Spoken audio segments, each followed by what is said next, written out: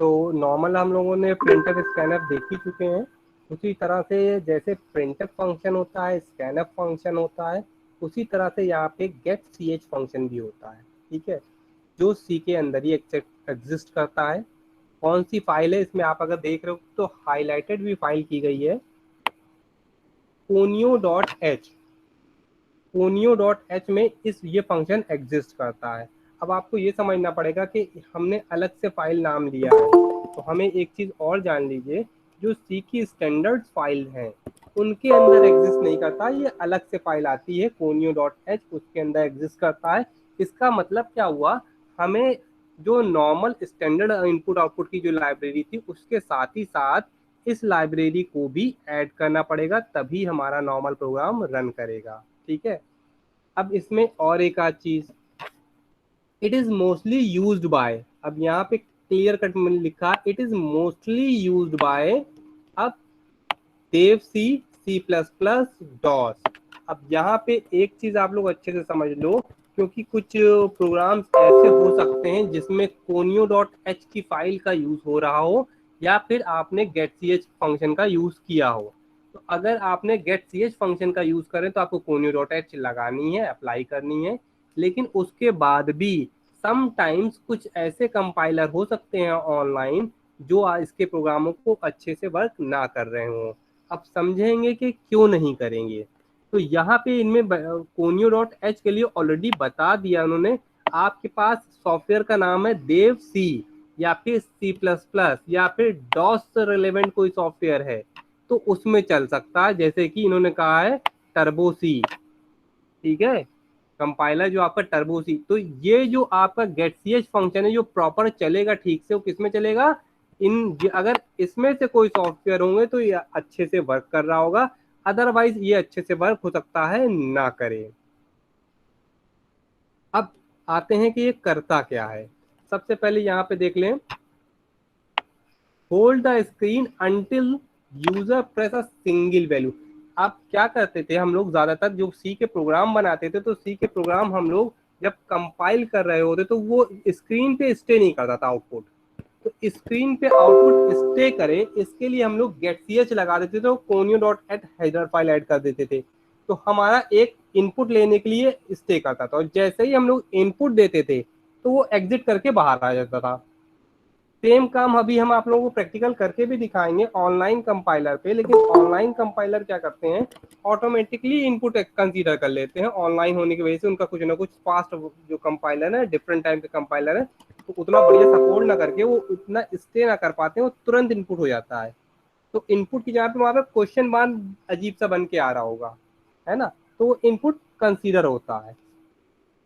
ठीक है, अब यहाँ पे इसीलिए एक और क्या मेंशन किया गया है, it can also be use to read a single byte character. Same वही चीज को दोबारा से मेंशन किया गया कि बाइट करेक्टर को रीड कर रहा है, और string from a keyboard then print. आप पहले इनपुट लेते हो, चाहे स्ट्रिंग के फॉर्मेट में कह लो, चाहे आपके बाइट करेक्टर के फॉर्मेट में कह लो, यानी कि जो भी आप कीबोर्ड से इनपुट दोगे, इनडायरेक्टली डायरेक्टली कह रहे हैं कि जो भी आप कीबोर्ड से इनपुट दोगे उसको वो एक्सेप्ट कर लेगा और प्रिंट भी करा सकता है, अगर आप प्रिंट करा रहे होगे तो। दूसरी इंपॉर्टेंट चीज, does not hold any parameter, इसमें आप कोई पैरामीटर पास नहीं करते। जैसे प्रिंटफ है तो प्रिंटफ के पैरेंथेसिस के अंदर, यहाँ पे अगर आप देख रहे हो ये जो पैरेंथेसिस बने हैं, ये इसके अंदर हम लोग अगर प्रिंटफ होता था तो पैरामीटर पास करते थे डबल कोट्स के अंदर। इसमें हम लोग कुछ भी पास नहीं करते, एज इट इज लिखेंगे और उसका यूज कर रहे होंगे। इसमें no buffer area, buffer area भी नहीं होता था, यानी कि बीच में कहीं पे आपको डेटा स्टोर भी नहीं हो रहा होगा, बस डायरेक्टली डेटा आया और आउटपुट में जनरेट कर दिया, स्टोरेज का कोई काम नहीं है इसके अंदर। यहाँ पे इन्होंने एक छोटा सा उसका एग्जाम्पल भी दे दिया है, हैश इंक्लूड studio.h। ये studio.h हमारी कौन सा है, स्टैंडर्ड इनपुट आउटपुट लाइब्रेरी, और ये है कोनियो की इनपुट आउटपुट लाइब्रेरी। ये किसके लिए यूज किया, स्पेशल फंक्शन जो हमारे पास आएगा getch, इसका, इसको हम डायरेक्टली प्रिंटफ में लिख रहे हैं, तो इसका मतलब क्या है, इसमें जो भी आप इनपुट करोगे वो डायरेक्टली उसको प्रिंट कराया जाएगा। लेकिन अभी अभी हम आपको इसका प्रैक्टिकल भी करके दिखाते हैं। ये ज्यादातर ऑनलाइन कंपाइलर में सपोर्ट नहीं करेगा, वहां पे जब हम इसको प्रिंट करा रहे होंगे तो खट से इनपुट भी ले इनपुट का भी इंतजार नहीं करेगा, सीधे आउटपुट पे आ जाता है। तो कहीं ना कहीं वो गार्बेज वैल्यू अपने में स्टोर कर लेता है और फिर डिस्प्ले करा रहा होता है, क्योंकि इसका वर्क बहुत फास्ट हो रहा होता है गेट सी एच का। तो ये ऑटोमेटिकली एक चीज हम लोग और जानते हैं कि जो हम लोग की स्क्रीन होती हैं वो ऑटोमेटिकली स्टेक करती हैं, तो उनको स्टेक कराने का कोई मतलब भी नहीं उठता रहता है। तो इनपुट लेने वाला जो गेट सी एच का कॉन्सेप्ट वो थोड़ा सा यहाँ पे कम हो जाता है।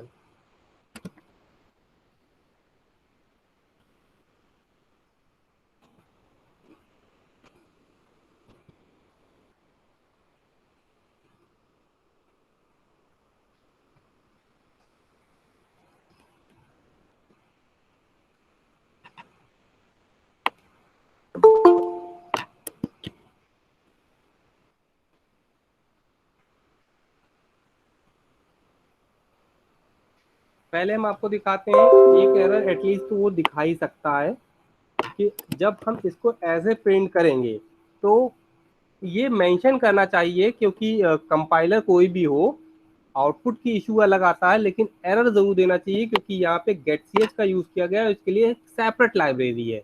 तो ये एरर एटलीस्ट जहां तक हम समझ रहे हैं आनी ही आनी चाहिए।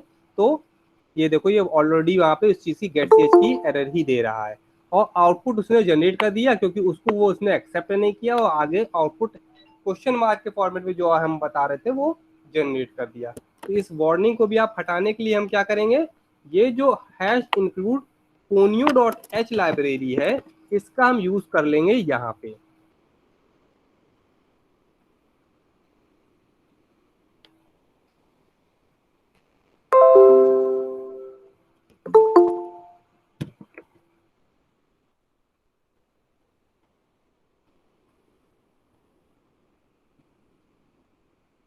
हम इसका यूज करने के बाद इसको प्रिंट करा रहे हैं, तो ये देखो उसने बिना वार्निंग के, अभी हमारे पास वार्निंग आई थी और बिना वार्निंग के रन कर रहा है, यानी कि ये फंक्शन इसके अंदर एग्जिस्ट तो कर रहा है, लेकिन ऑनलाइन कंपाइलर होने की वजह से आउटपुट की जगह पे ये क्वेश्चन मार्क जनरेट कर दे रहा है। अगर हम इसको फास्ट स्पीड में करें और कोशिश करते हैं तो शायद ही किसी एक टाइम में 8-10 बार में कोई एक बार में शायद इनपुट ये ले नहीं दे पा रहा है। ठीक है, तो ये फिलहाल नहीं ले रहा है इनपुट।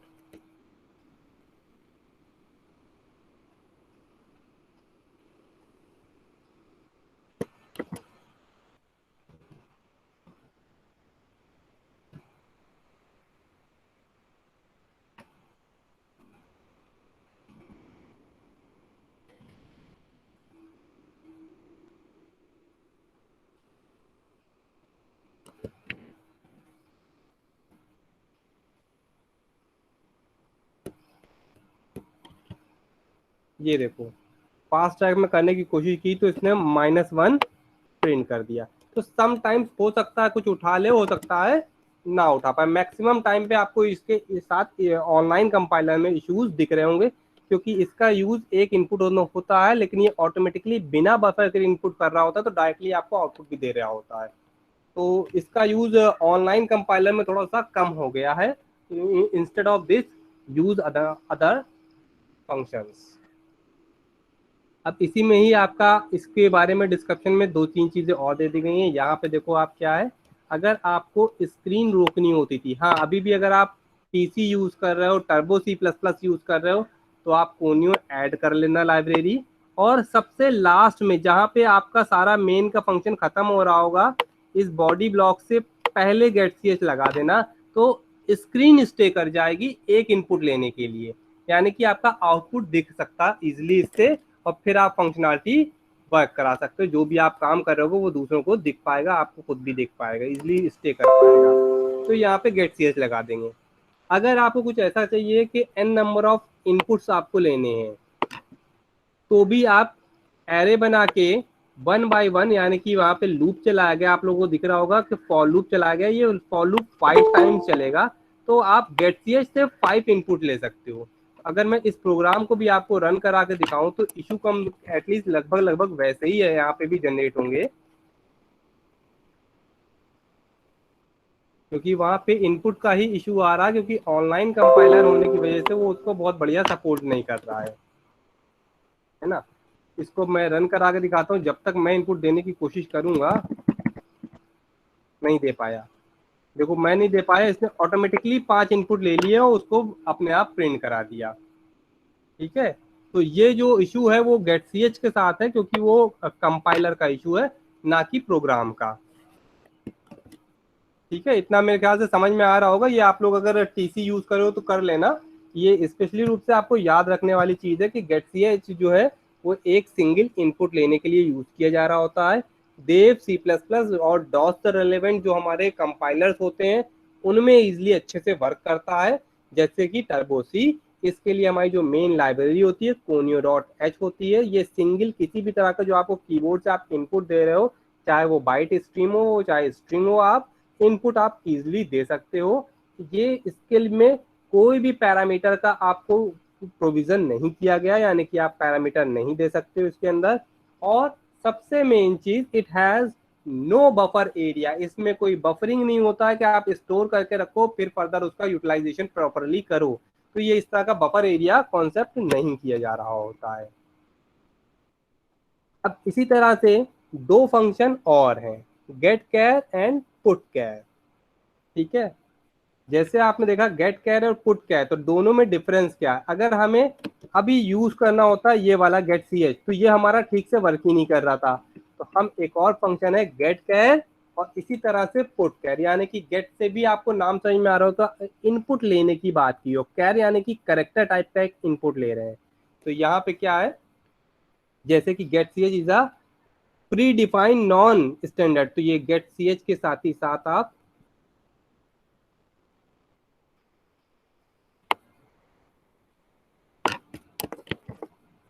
रिप्लेस कर लो गेट कैर is a pre defined non standard function. ये नॉन स्टैंडर्ड को स्टैंडर्ड फंक्शन लाइब्रेरी कर लोगे आप। Standard functions that is defined in studio dot h header file. Clear है इतना। अगर ये हमारा क्या है, गेट कैर है, गेट कैर हमारे स्टूडियो डॉट एच के अंदर आपको अवेलेबिलिटी में मिल जाएगा। इसमें जो प्रॉपरली उसका प्रोविजन है, यानी कि जो पैटर्न कहा जाता है किस तरह से मेंशन किया जाता है, तो वो मेंशन होता है इन गेट कैर, ब्रैकेट में वाइड होता है फंक्शन। ठीक, तो इस तरह का हमारा एक सिंटेक्स डिफाइन किया गया है। अब इसका यूज कैसे करेंगे अभी हम करके आपको दिखाएंगे। Function excuse me sir. Hello. कुछ पूछ रहे हो बेटा? Yes sir. हाँ, आवाज थोड़ी बहुत कम आ रही है। सर कह रहे हैं जब ब्रैकेट में वॉइड टाइप है तो सर रिटर्न टाइप इंटीजर कैसे होगा? यहाँ पे देखो, वाइड ब्रैकेट के अंदर पास किया गया है वैल्यू। इसके जो इसके अंदर की बॉडी ब्लॉक के अंदर की बात नहीं की गई है। डिफरेंस समझ में आया ना। हमने इसमें से नहीं रिटर्न कराया है, यहाँ पे हमने बॉडी ब्लॉक नहीं बनाया है। फंक्शन के अंदर जो पैरामीटर है वो वॉइड रखा गया है यहाँ पे। Okay sir. ठीक है, get char function read the next available character from the screen and return it as an integer. अब समझो, आपने जो भी वैल्यूज स्क्रीन पे इनपुट की, जैसे ही हम लोग अभी इनपुट कर रहे थे ना, जो प्रिंट नहीं ले रहा था, उसको एक्सेप्ट करता है, यानी कि जो भी करेक्टर होता है उसको अपने अकॉर्डिंग गेट लेता है, एक्सेप्ट करता है और बाद में इंटरनली उसको इंटीजर के फॉर्मेट में कन्वर्ट करके यूज कर रहा होता है। ठीक है, this function read only single character at a time, एक टाइम में केवल एक ही करेक्टर ये भी रीड कर सकता है। यानी कि अगर हमें स्क्रीन को स्टॉप करना है तो इसको भी हम गेट कैर को भी अप्लाई कर सकते हैं। If you use this method in the loop, in case you want to, ढेर सारे अगर आपको प्रिंट करना तो इसको भी आप एज इट इज लूप के अंदर स्टोर कर दो और प्रिंट कराना चालू कर दो। तो देखो यहाँ पे एक छोटा सा प्रोग्राम है, इसको हम समझाने के लिए वहीं पे प्रोग्राम पे रन कराते हैं और फिर और अच्छे से समझाते हैं, क्योंकि थ्योरी और प्रैक्टिकल में थोड़ा सा डिफरेंस आ जाता है। तो ये फटाफट शायद ज्यादा बेटर समझ में आएगा हमें यहाँ से।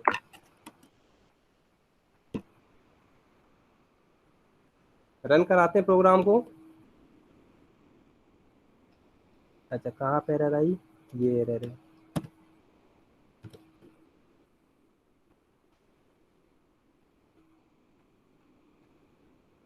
इनपुट करेक्टर मांग रहा है, आपने कोई एक करेक्टर प्रोवाइड किया, जैसे मैंने एच इनपुट कर दिया है। इनपुट करते ही उसने एच को प्रिंट कर दिया। यही काम हमारे प्रीवियस वाले का भी था, लेकिन क्योंकि उसमें इस लाइब्रेरी को सपोर्ट नहीं कर रहा था, वो conio.h को सपोर्ट कर रहा था। और ये वाला जो कंपाइलर है जितने भी हमारे ऑनलाइन होते हैं वो studio.h को अच्छे से सपोर्ट करते हैं, conio.h को उतने बढ़िया सपोर्ट नहीं करते, इसलिए हमारा डिफरेंस नहीं आता, नहीं तो फिर आंसर कुछ सेम पैटर्न पे उसका भी दिख रहा होता। ठीक है, अब उसमें क्या है, वो नॉन स्टैंडर्ड होता हो, ये हमारे फंक्शन स्टैंडर्ड की तरह से ट्रीट किए जा रहे होते हैं। अब इसने क्या किया, गेट कैर हमने यूज किया है, वॉइड यानी कि इसके अंदर हमने कोई भी कंटेंट पास नहीं किया है, और इसने जो रिटर्न किया होगा वो सी के पास क्या है, सी के पास इसने कहीं ना कहीं इसकी इंटीजर वैल्यू को स्टोर कर दिया होगा, लेकिन जब प्रिंट कराया है हमने तो फिर उसको ऑटोमेटिकली, क्योंकि कैर है तो इसने प्रिंट क्या किया, कैर की तरह से। तो उस जैसे कि गेट कैर आप यूज करते हो इनपुट लेने के लिए, सेम उसी तरह से पुट कैर का यूज किया जाता है स्क्रीन के ऊपर प्रिंट करने के लिए। जो सी आया उसको पुट कैर ने कन्वर्ट कर दिया कैर करेक्टर में, वो प्रिंट करा दिया स्क्रीन के ऊपर। ये है हमारा पुट कैर। तो गेट कैर और पुट कैर ज्यादातर हमारे अक्सर एक साथ ही पूछ लिए जाते हैं, तो दोनों ही एक साथ ही हैं और एक ही प्रोग्राम में आप इजीली देख सकते हो। तो यहाँ पे वाला कौन सा कीवर्ड है हमारे पास, गेट कैर है, और दूसरा वाला हमारे पास कीवर्ड है पुट कैर। ठीक, गेट इनपुट लेता है और पुट जो स्क्रीन होता है उसके ऊपर उस पर्टिकुलर जो इनपुट है उसको प्रिंट कराने के लिए हेल्प करता है। तो अब पुट कैर के बारे में इंफॉर्मेशन देख लेते हैं क्या होता है।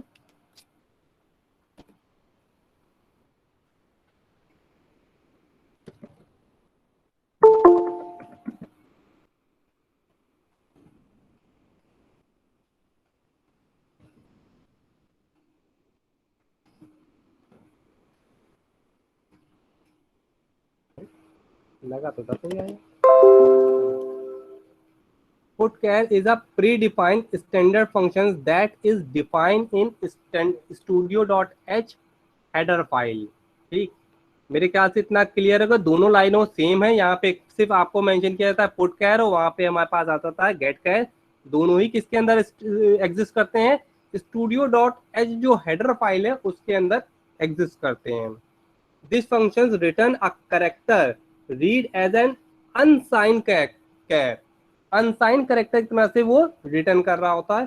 कास्ट टू एन इंट और एंड ऑफ फाइल, ईओएफ को भी होता है एंड ऑफ फाइल, चाहे इस तरह से मेंशन किए या फिर आप इस तरह से है। तो आप कहीं ना कहीं ये रिटर्न कहाँ पे करा देगा, इनपुट लेगा और लास्ट में उसकी जो भी इनपुट लिया है लास्ट तक पहुंचा देगा उसको, और पूरा का पूरा कंटेंट जो भी उसके अंदर स्टोर होगा पुट कैर में, एक ही कैरेक्टर ही स्टोर किया जा रहा होगा वो डिस्प्ले कर देगा। Function puts the passed character on the screen and return the same character। इसको आप लोग हाईलाइट कर लो, जो आपके स्पेशली रूप से याद करने वाला है। फंक्शन यानी कि putchar function puts the passed character, जो भी आपने करेक्टर पास किया होगा on the screen and return as the same उसी करेक्टर को स्टोर करता है और डिस्प्ले करा सकता है। और ऑटोमेटिकली बाय डिफॉल्ट जो हम लोग पुटकैर की बात करें तो सिंगल करेक्टर ही वो प्रिंट करेगा, कोई दूसरा करेक्टर नहीं करेगा, क्योंकि हम करेक्टर की बात कर रहे हैं। You can use this method in a loop, अगर आप एक से ज्यादा बार आपको प्रिंट कराना है, जैसे कि 1 2 3 4 5 इस तरह की क्वांटिटी में प्रिंट कराना है, तो फिर आप इनको उठा के लूप में पुट कर दो, लूप में स्टोर करा दो वैल्यूज और लूप में प्रिंट करा दो वैल्यूज, तो हमारी ये वैल्यूज प्रिंट होने लगेंगी। इसी के साथ साथ एक छोटा सा कंटेंट और हमारे पास प्रिंटफ और स्कैनर से रिलेटेड था, तो हमने कहा बता देते हैं, क्योंकि आपसे गेट कैर और पुट कैर आएगा तो साथ ही साथ ये भी पूछा हो सकता है, डिफरेंस हो जाए या समथिंग कुछ इस तरह से पूछा लाए, तो एक बार देख लेते हैं। द इंट स्कैनफ, अब यहाँ पे भी देखो तो इंट स्कैनफ मेंशन किया जा रहा होता है, इंट स्कैनफ, उसके बाद करेक्टर फॉर्मेट मेंशन। इंटरनल क्या होता है, कांस्टेंट पैटर्न पे करेक्टर के फॉर्मेट्स इनके बने हुए हैं। अब यहाँ पे दोनों में ही स्पेशली रूप से क्या है कि अगर हमारा स्कैनअप है तो उसके के लिए भी फॉर्मेट्स बने गए हैं, और अगर प्रिंटअप है तो उसमें भी फॉर्मेट्स बने गए हैं।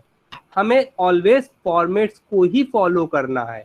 तो यहाँ पे क्या है, function reads the input from the standard stream, जो भी आपने इनपुट किया होता है उसको रीड कर रहा होता है, और उसके बाद scan the input according to the format provided. तो ध्यान में ये रखना है, जो भी पहले से हमें एक फॉर्मेट दिया गया है उसी के अकॉर्डिंग इनपुट लेता है और इनपुट लेने के बाद उसको स्टोर कर रहा होता है। और प्रिंटफ फंक्शन भी सेम इसी तरह से करता है, जो भी इनपुट स्टोर है उसको वो मैच कराता है, क्या ये जो स्टोरेड कंटेंट है ये फॉर्मेट के अकॉर्डिंग है जिसको हम प्रिंट करा सकते हैं। तो अगर फॉर्मेट के अकॉर्डिंग है तो उसको एक्सेप्ट करता है और प्रिंट करा देता है। जैसे इनके अकॉर्डिंग क्या है, function write the output to the standard output stream. जो भी हमारा आउटपुट होता है उसको हमें कंसोल पे डिस्प्ले करा रहा होता है। And provide the output according to the format provided. तो यहाँ पे जो हम लोगों ने इससे पहले नहीं पढ़ा था वो है फॉर्मेट प्रोवाइडेड। दोनों में मेन चीज क्या है, इसके अंदर जो कंटेंट हम जब भी लिखते हैं पैरामीटर के अंदर, सॉरी पैरेंथेसिस के अंदर, इन पैरेंथेसिस में जो भी हम कंटेंट मेंशन कर रहे होते हैं वो हमारे हर कंडीशन में फॉर्मेट के अकॉर्डिंग ही होते हैं, बिना फॉर्मेट के यूज नहीं किए जा रहे होते। तो ये ध्यान में रखना है। तो ज्यादातर इसीलिए क्योंकि हमारा पास स्कैनएफ की बात करते हैं तो एक कीवर्ड ये होता है कि स्कैनएफ ही बोलते क्यों है।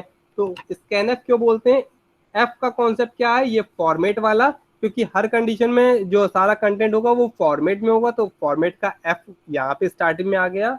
और स्कैन का मतलब होता है scan that input according to the format. Always ये इनपुट किस तरह से लेता है, फॉर्मेट के अकॉर्डिंग इनपुट लेता है, तो उसकी स्कैनिंग करके लेता है, सारी चेकिंग करता है और फिर उसको यूज करता है। तो ये वाला जो कीवर्ड था ये समझ लीजिए वो स्कैन में चला गया, और एफ वाला कीवर्ड फॉर्मेट का जो एफ होता है वो यहाँ पे मेंशन कर दिया, क्योंकि ये स्कैनिंग करता है इसलिए स्कैन, और एफ यानी कि फॉर्मेट। ठीक इसी तरह से प्रिंटर, क्योंकि ये प्रिंट कराता है कंसोल पे तो इसलिए प्रिंट कीवर्ड यूज किया गया है, और एफ कीवर्ड इसलिए मेंशन किया जाता है ताकि ये फॉर्मेट की बात की जा रही है कि फॉर्मेट के अकॉर्डिंग हुए, इसलिए ये एफ और ऐड कर सकते हो।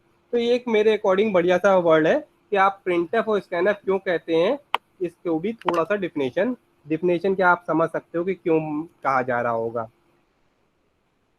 कहीं कोई स्पेसिफिक मैंने अलग से नहीं बताया है, ये जर्नल मुझे जो दिख रहा है वो इसी के बेस पे आता है। तो इसी तरह से एक और हेडिंग हमारे पास, इतना क्लियर है।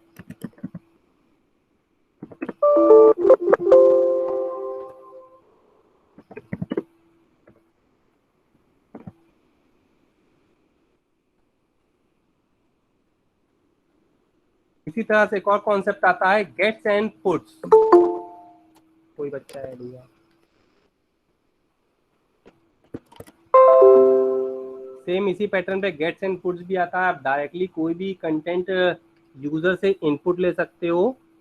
रीड अ लाइन, अब यहाँ पे देखो करेक्टर ना होके पूरी की पूरी रीड आ रही है, और पैटर्न कैसे लिखना है, गेट्स, और उसके बाद उस कंटेंट को प्रोवाइड कर देना है जो आपको जिसको भी आपको रीड करना है।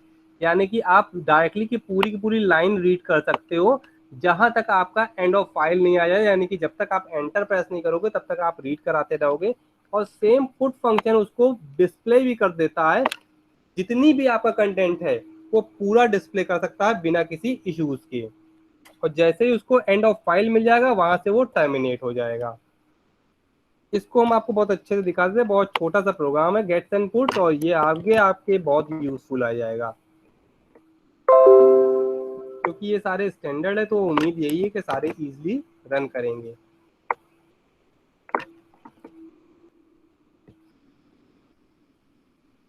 अब देखो यहाँ पे हमने गेट्स यूज किया है और साथ ही साथ यहाँ है पुट्स। एंटर किया, रन करा दिया प्रोग्राम, इनपुट लेने के लिए वो मांगने लगा। अब आप इनपुट दे सकते हो।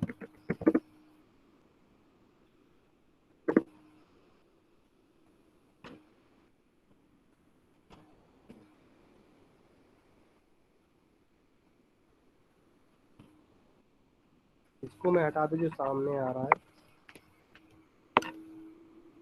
इस तरह से इनपुट किया और एंटर प्रेस कीजिए। जैसे ही हमने एंटर प्रेस किया तो उसने उसको रीड किया है। वापस मैं आपको कंसोल पर दिखा रहा हूँ, जो मैंने प्रोग्राम यहाँ पे एंटर, ये जो कंटेंट एंटर किया था उसने रीड किया और डायरेक्टली उसने प्रिंट भी कर दिया। तो लेने का पैटर्न हमारा इनपुट और डिस्प्ले कराने का बहुत ईजी होता है। गेट्स हम लगाते हैं, गेट में एस और लगा हुआ, ध्यान से देखिएगा, गेट्स आ गया और उसके अंदर वो स्ट्रिंग पास कर दी जिसके अंदर आपको इनपुट लेना है। तो ज्यादातर हमारे पास ये अगर हम करेक्टर यूज कर रहे हैं तो फिर हर कंडीशन पे एरे होगा जो ढेर सारा वैल्यूज स्टोर कर सके। यानी कि यहाँ पे ये 100 करेक्टर स्टोर कर सकता था, इसने 100 करेक्टर स्टोर कर लिए अपने पास और इजिली प्रिंट करा दिया। पुट कैर क्या करेगा, प्रिंट कराने के लिए यूज किया तो डायरेक्टली वो इजिली पुट करा देता है जहां से भी आप पुट कराना चाहते होगे।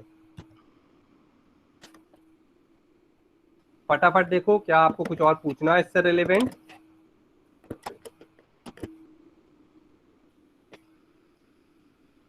कुछ ना समझ में आया हो? Excuse me sir.